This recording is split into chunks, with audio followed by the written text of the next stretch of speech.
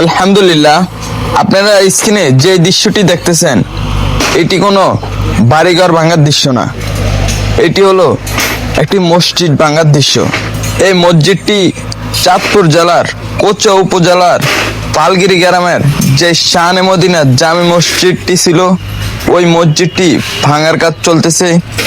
এই মসজিদটি ভাঙার পর পুনরায় আবার এই নির্মাণ কাজ শুরু হবে।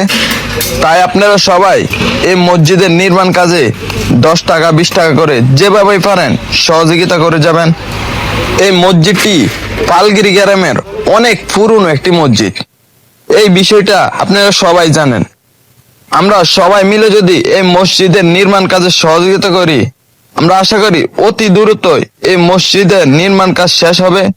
তো সবাই ভালো থাকবেন, সুস্থ থাকবেন, আর ভিডিওটা বেশি বেশি শেয়ার করে দিন যাতে সবাই দেখতে পারে।